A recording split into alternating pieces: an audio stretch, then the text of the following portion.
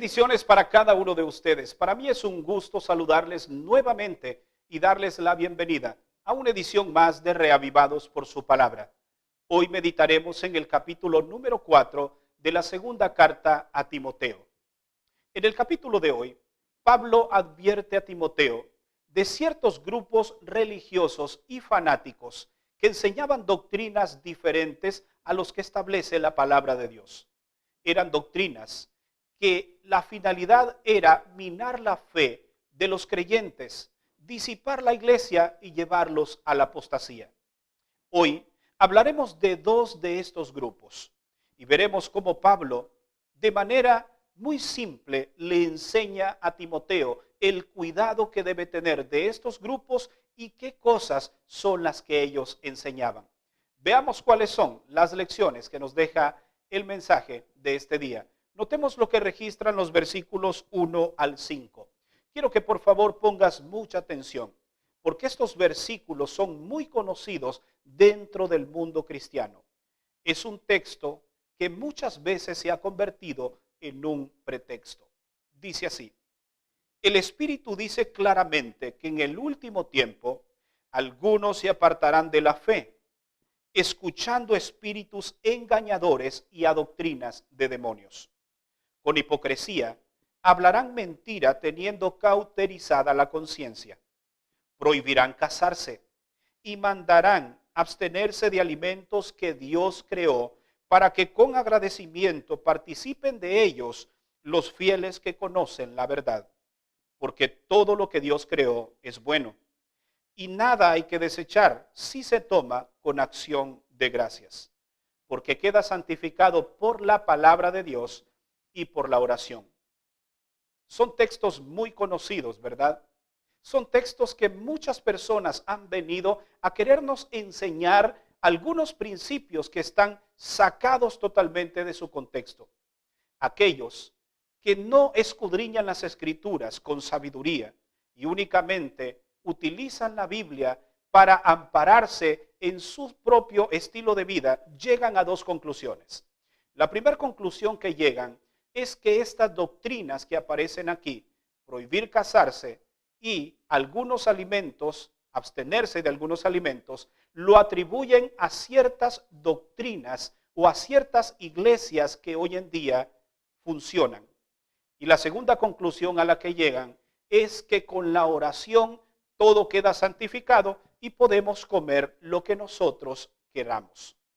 Déjame decirte que no podemos llegar a estas dos conclusiones sin antes conocer el contexto en el cual se escribe el capítulo de hoy. Hablemos de estos dos grupos que estaban atacando la iglesia en aquel entonces, grupos de los cuales Pablo advierte a Timoteo. El primero son los gnósticos y el segundo los ascetas. Los gnósticos creían que la materia, que el cuerpo es malo por naturaleza y que debía someterse bajo el yugo del espíritu, y que cuando dos personas se casaban, cuando dos personas se unían, un hombre y una mujer, estaban procreando maldad, estaban multiplicando la maldad y el pecado. Entonces ellos llegaban a la conclusión que no debían casarse. El segundo grupo eran los ascetas. Algunas creencias de este grupo era que no podían comer ciertos alimentos en algunos días festivos, porque esto era pecado.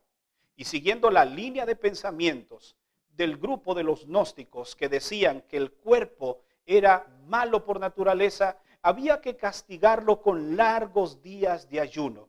Por lo tanto, ellos prohibían abstenerse de alimentos. ¿Te das cuenta cómo ahora cobra sentido lo que realmente Pablo está queriendo decir? Y no lo que muchos quieren hacer decir a la palabra de Dios.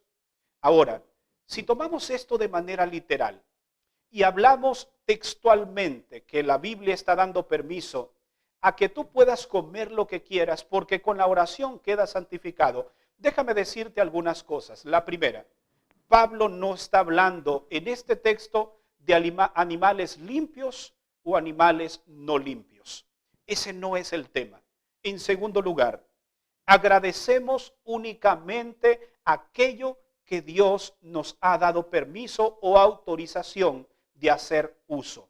En este caso, hay muchos alimentos también que podemos participar con acción de gracias si Dios nos los ha dado o ha autorizado que podamos comer.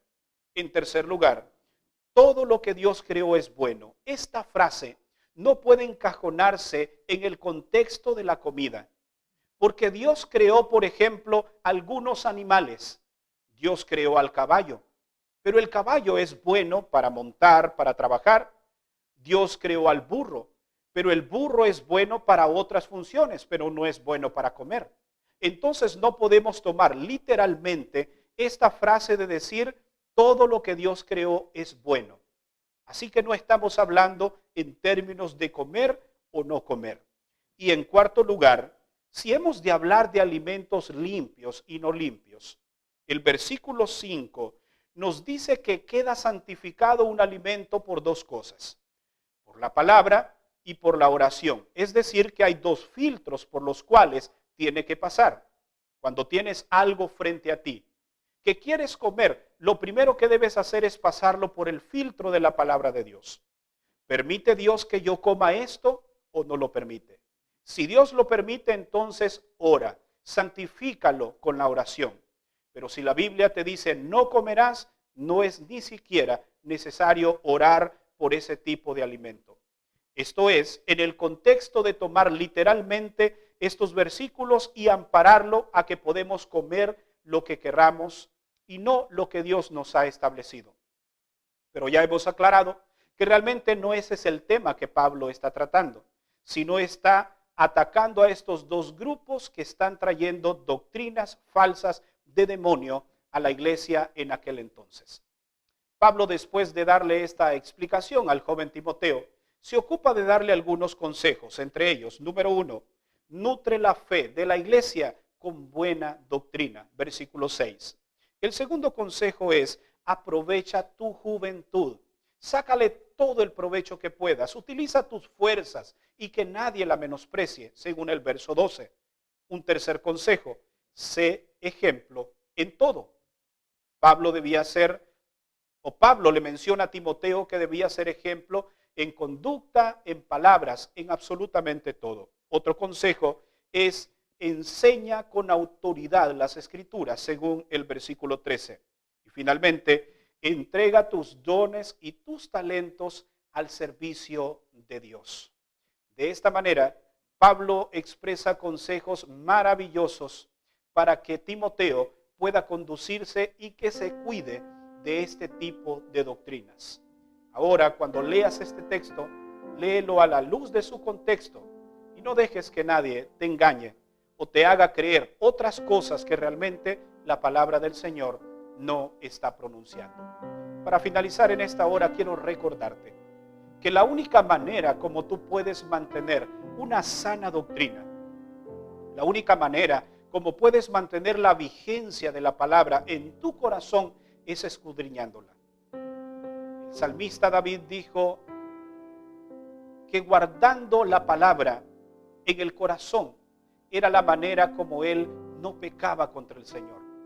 Cuando tú escudriñas las escrituras y cada principio que en ella encuentras lo guardas en tu corazón, entonces le harás frente a cualquier doctrina o pensamiento humano que muchas personas traen a nuestros días y que finalmente son verdades disfrazadas de mentiras o mentiras disfrazadas de verdades. Ten mucho cuidado para que nadie te confunda y que nadie te engañe. Recuerda escudriñar las escrituras siempre. Te pido que en este momento ores conmigo para pedirle al Señor sabiduría y entendimiento para comprender las escrituras, lo que realmente ellas quieren decir. Padre, en esta hora te queremos dar gracias porque nos das el privilegio de escudriñar las escrituras. Y una vez que conocemos su contexto, nos damos cuenta la realidad de lo que tú realmente querías decir. Por favor, acompáñanos siempre en el estudio de tu palabra a través de tu Espíritu Santo. Te lo pedimos en el nombre de Cristo Jesús. Amén. Gracias por habernos acompañado en la meditación de este día. Recuerda que mañana estaremos nuevamente aquí para una edición más de de Reavivados por su palabra. Que Dios te bendiga.